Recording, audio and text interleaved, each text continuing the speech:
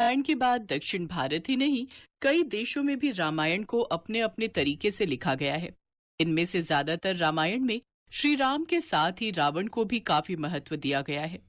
रावण की बेटी का उल्लेख भी थाईलैंड की राम किएन रामायण और कंबोडिया की राम के रामायण में किया गया है। राम किएन और राम के रामायण के अनुसार 7 बेटों के अलावा रावण की एक बेटी भी थी, जिसका वर्णन इन्हीं 2 ग्रंथों राम किएन रामायण तथा राम के रामायण में मिलता है।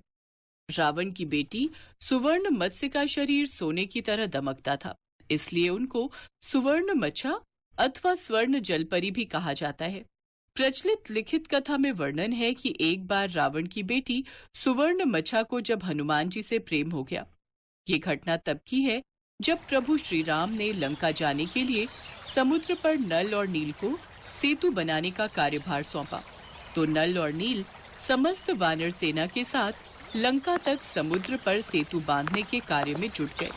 जब ये बात रावण को पता चली, तो उसने अपनी बेटी सुवर्ण मच्छा को इस योजना को नाकाम करने का काम सौंपा।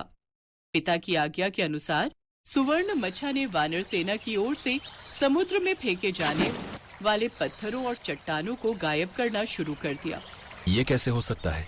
हम जो भी पत्थर पानी में फेंक रहे हैं वो गायब हो रहे हैं।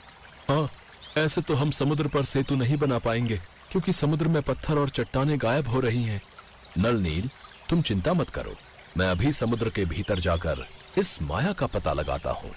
उसके पश्चात हनुमान जी इसका कारण जानने के लिए समुद्र में उतर गए। वे समुद्र की गहराई में इधर उधर ढूंढते रहे कि आखिर कौन सेतु के कार्य में बाधा डाल रहा है।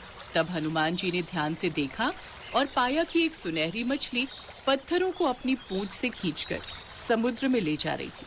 वो मछली कोई और नहीं बल्कि रावण की बेटी सुवर्ण मच्छा थी। रुको, तो वो तुम ही हो जो हमारे सेतु के पत्थर गायब कर रही हो और हमारे सेतु के कार्य में बाधा डाल रही हो। सुवर्ण मच्छा ने जैसे ही हनुमान जी की ओर देखा, वो उन पर मोहित हो गई और मन ही मन उसे उनसे प्रेम हो गया। मैं तुमसे कुछ पूछ रहा हूँ, तुम कौन हो और ये सब क्यों कर रही हो? मैं श्री राम भक्त पवन पुत्र हनुमान तुम्हें दंड दूं, इससे पहले मुझे सत्य कहो। अच्छा, तो आप ही हनुमान हैं। आपकी वीरता के बारे में मैंने बहुत सुना है। आज आपके शुभ दर्शन भी हो गए। हे वीर हनुमान, मैं अपने पिता लंका नरेश महाराज रावण की आज्ञा का पालन कर रही हूँ। वो नहीं चाहते कि यह पुल बने, इसीलिए उन्होंने मुझे आदेश दिया था कि मैं सेतु निर्माण में बाधा उत्पन्न करूँ। तुम जानती नहीं हो कि तुम्हारे पिता अधर्म की राह पर चल रहे हैं।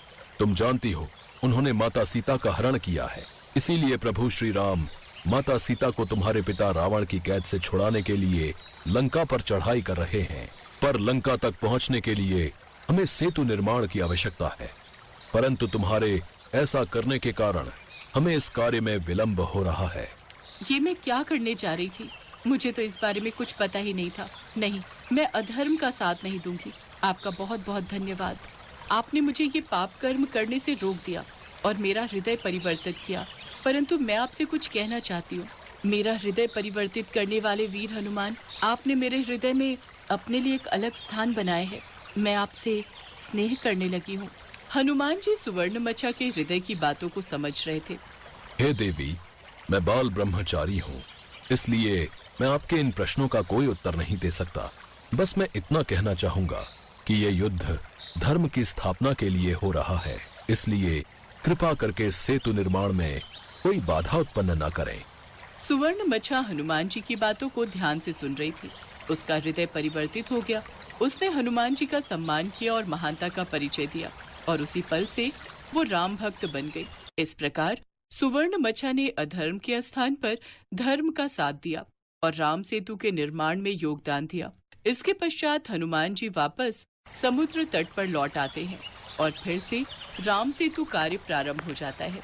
यह कहानी हमें यह सिखाती है कि धर्म और सत्य का मार्ग हमेशा सही होता है, चाहे वह कितना भी कठिन क्यों ना हो। इसीलिए हमें सदा धर्म का साथ देना चाहिए। यही महानता